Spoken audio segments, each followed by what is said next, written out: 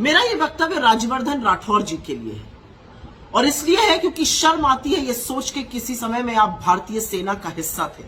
शर्म आती है ये सोचकर कि किसी समय में आप इस देश के शौर्य और पराक्रम की वो वर्दी पहनते थे जिसको पहनकर लोग अपने आप सच बोलते हैं।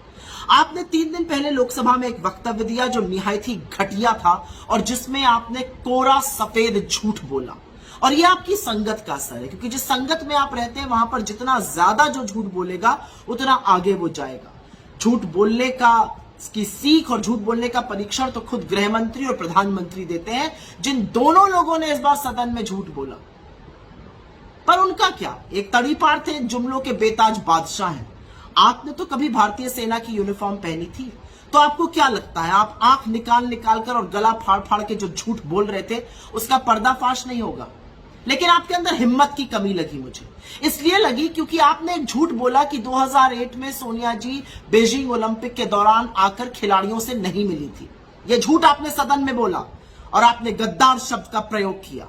लेकिन आपकी इतनी हैसियत और हिम्मत नहीं है कि यही झूठ आप बाहर बोल दीजिए।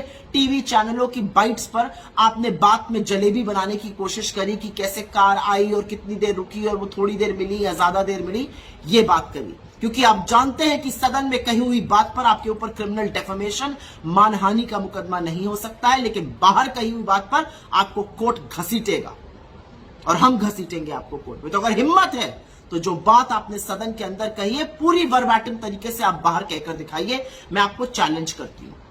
लेकिन क्योंकि आपने झूठ बोला, उस झूठ का पर्दाफाश होना जरूरी है। 2008 के बीजिंग ओलंपिक में न सिर्फ Sonia Gandhi ji games village I थी, बल्कि इंडियन ब्लॉक भी आई थी और खिलाड़ियों से मिली थी और उनको कहा था कि आपसे देश बहुत अपेक्षा रखता है, आपको सबको मेरी शुभकामनाएं। और इसकी पुष्टि बॉक्सर विजेंदर सिंह ने करी है, इसकी पुष्टि अभिनव बिंद्रा ने अपनी किताब शॉर्ट एट हिस्ट्री पर करी है कि सोनिया जी वहां पर आई थी। और आपकी जानकारी के लिए लोगों को याद दिला दूं कि 2008 के बीजिंग ओलंपिक में विजेंदर सिंह ने ब्रॉन्ज मेडल जीता था मिडवेट बॉक्सिंग चैंपियनशिप में और अभिनव बिंद्रा ने गोल्ड मेडल जीता था 100 मीटर एयर राइफल की चैंपियनशिप में। यह वो ओलंपिक था जहां पर 57 भारतीय खिलाड़ियों का एक कंटिंजेंट गया था, 12 स्पोर्ट्स कैटेगरीज में पार्ट लेने, करीब 44 सपोर्ट स्टाफ था और उन लोगों ने पुष्टि की है। तो आपने झूठ क्यों बोला? आपने झूठ इसलिए बोला क्योंकि आपको लगता है कि झूठ बोलकर आप आगे निकल जाएंगे। लेकिन आप तो वो इंसान हैं, आप तो वो व्यक्ति हैं जिसने कारगिल का युद्ध लड़ा था। आपसे मेरा सीधा एक सवाल है, जिस कारगिल के युद्ध के आप हिस्सेदार थे वहीं पर एक जाबाज भी था, एक योद्धा था जिसकी पत्नी के साथ वो भयावह हादसा हुआ मणिपुर पर, जिसके लिए आपके मुंह से एक चू नहीं निकला।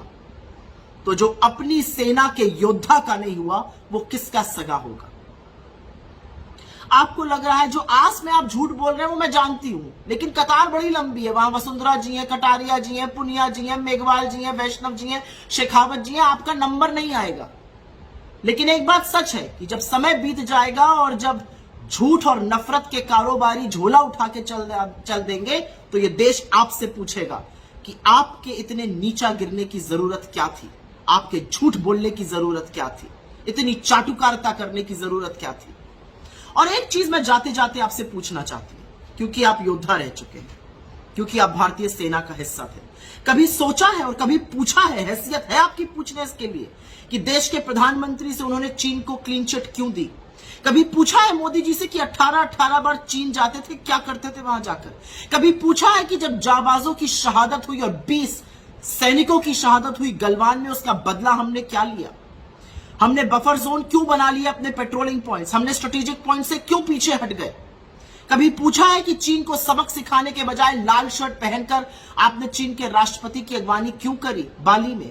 कभी पूछा है कि बाली में उनसे क्या बातचीत हुई? कभी पूछा है कि क्या बदला लेने का मतलब है चीन के साथ व्यापार बढ़ा लेना, $100 बिलियन का ट्रेड डेफिसिट कर लेना? जिस दिन यह हिम्मत और हैसियत हो जाएगी उस दिन आप इस सेना का ऋण चुका देंगे।